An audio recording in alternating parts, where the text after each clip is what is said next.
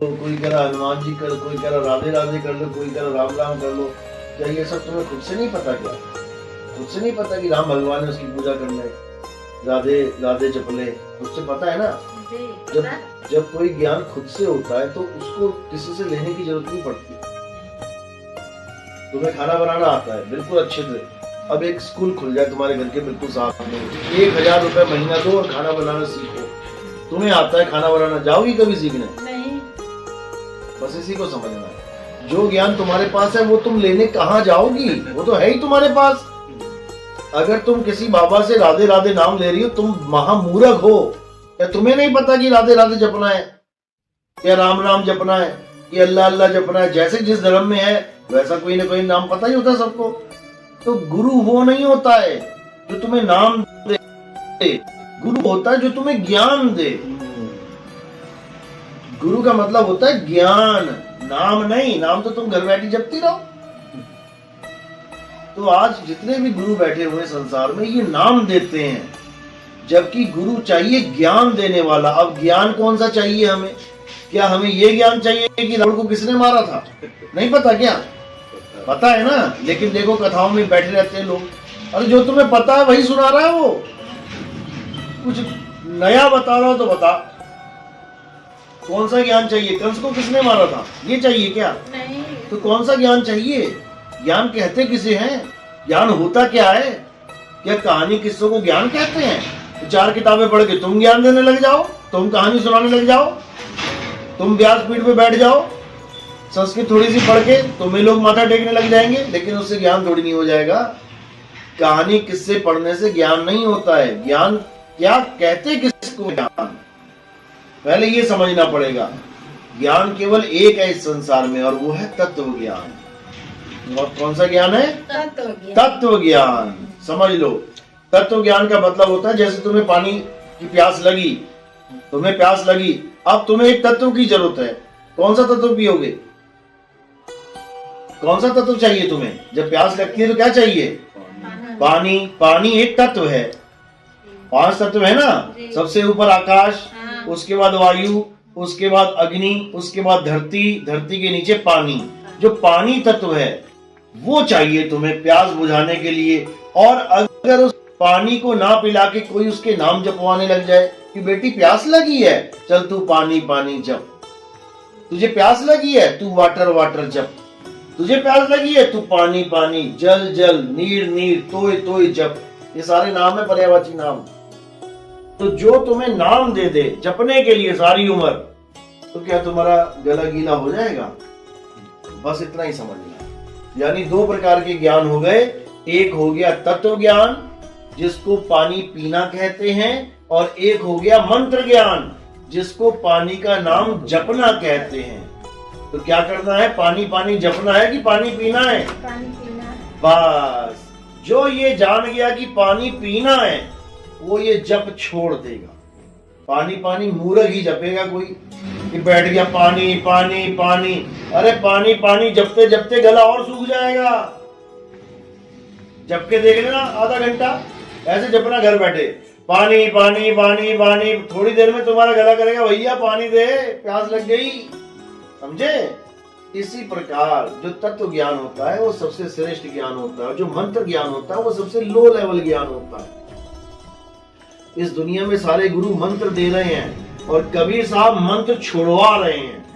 तंत्र मंत्र सब झूठ है, इनमें न भर में कोई, और सार शब्द यानी आत्म ज्ञान जाने बिना मुझे पार्थ कोई पार ना हो। सीधे बोल रहे हैं। तो जब तक सार शब्द नहीं जानोगे, जब तक तुम्हारा ज्ञान कंप्लीट नहीं होने वाला। मंत्र भले तुम सारी उम्र जपते रह जाओ, राम राम करने से अगर राम मिल जाए, तो खाना खाना करने से खाना मिल जाए, तो भोजन भोजन करने से भोजन मिल जाए, सोना सोना करने से सोना मिल जाए।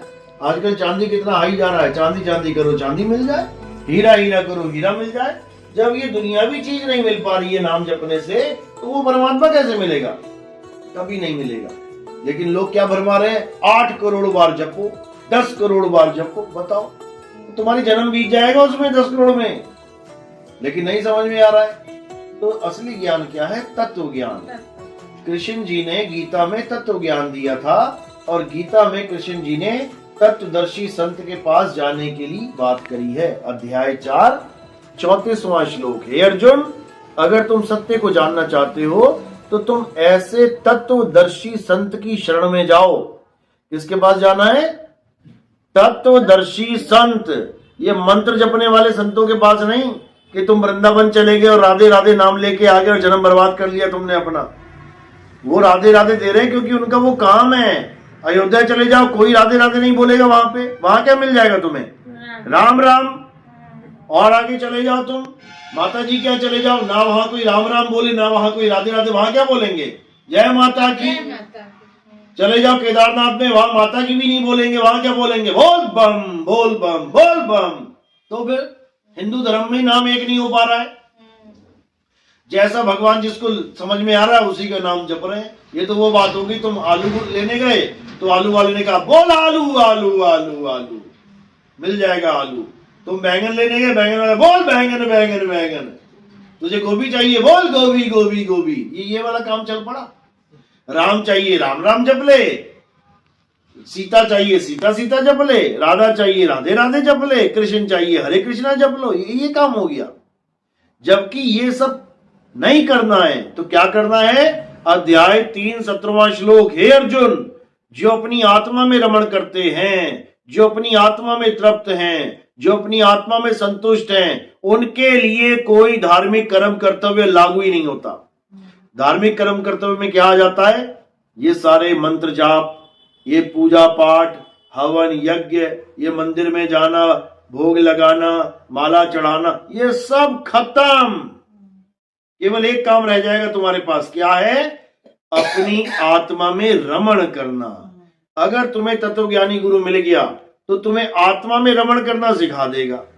और अगर तुम आत्मा में रम गई तो तुम्हें वापस इस संसार में नहीं आना पड़ेगा, मां के गर्भ में नहीं जाना पड़ेगा, उल्टा नहीं लटकना पड़ेगा।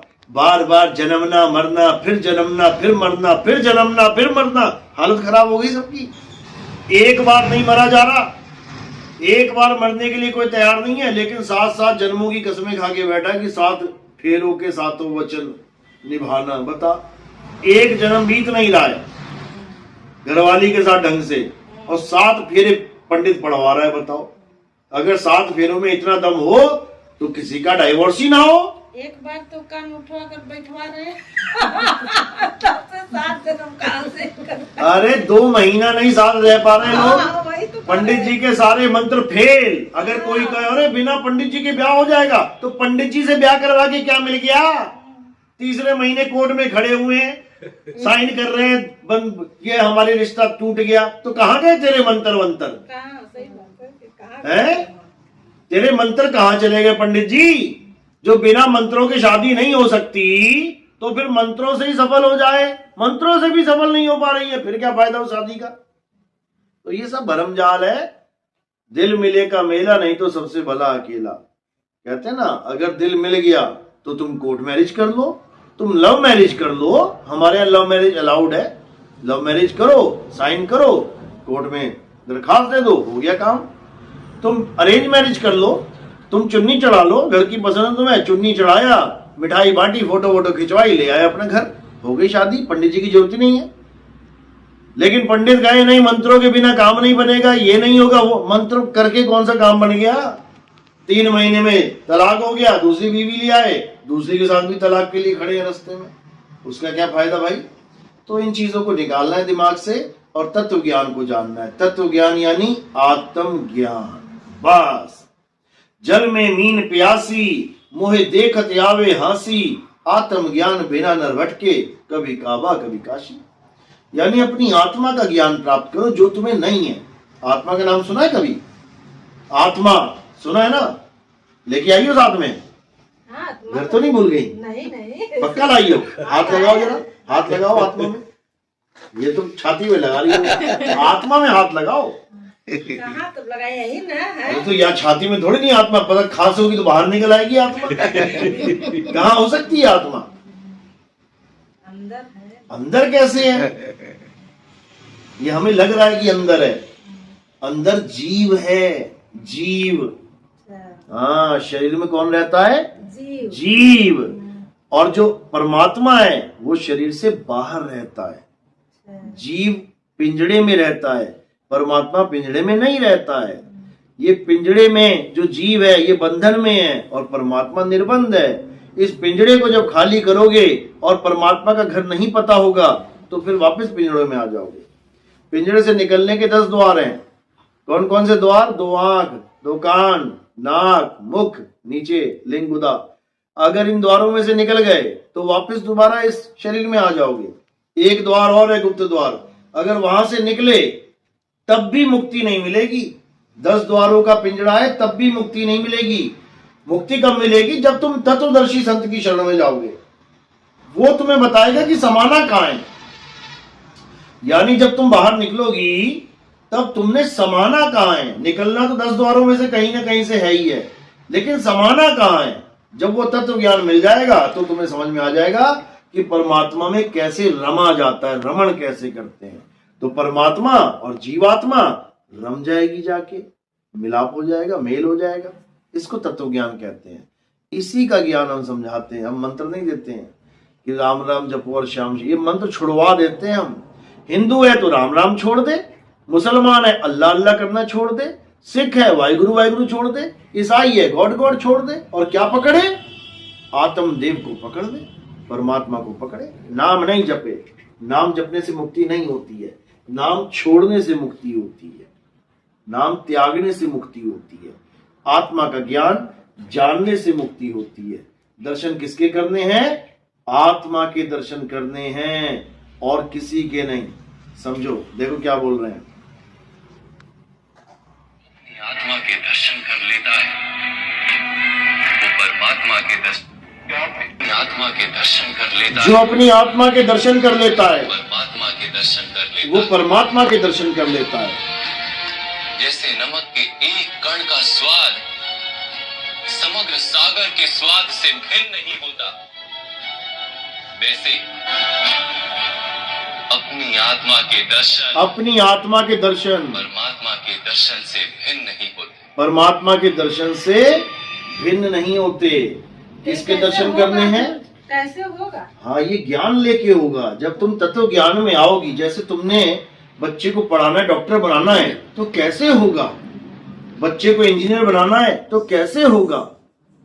कैसे होगा? एडमिशन दिलवाना पड़ेगा ना कहीं पे। जहां पर वो ज्ञान दिया जा रहा है वहां बच्चे का एडमिशन होगा। तो डॉक्टरी का ज्ञान दिया जा रहा है, डॉक्टर बन जाएगा। इंजीनियरिंग कॉलेज में डाल दोगे, इंजीनियर बन जाएगा। किसी संगीत वाले कॉलेज में डाल दोगे, संगीतज्ञ बन जाएगा। ऐसे ही आप जो कह रहे हो कि ये कैसे होगा, ये तत्वदर्शी संत की शरण में जाने पे होगा। जब तुम्हें ज्ञान दिया जाएगा, समझाया जाएगा, हर बात को बताया जाएगा, तब तुम्हें समझ में आ जाएगा कि आत्मा कहाँ है, परमात्मा कहाँ है। और उसकी भक्ति कौन करेगा? जीव करेगा। यानी जो पिंजड़े में तोता बैठा हुआ है उसको परमात्मा की भक्ति करवानी है, उसको किसी और की नहीं। वो जीव है। हाँ, शरीर के अंदर जीव है, इसीलिए शरीर जीवित है। जीव प्लस इत, यानी जीव है इसलिए जीवित है। और जीव निकल गया तो क्या है? निर्जीव है। निर्जीव है। शरीर में जीव है, इसको जीवात्मा भी कह सकते हो, लेकिन परमात्मा शरीर से परे है, विदेही है। जीव देही में है, परमात्मा विदेही है, यानी देह से परे है। बस इसी को जानना है। बोलिए परमपिता परमात्मा की जय हो। साहिब बन गई सतनाम।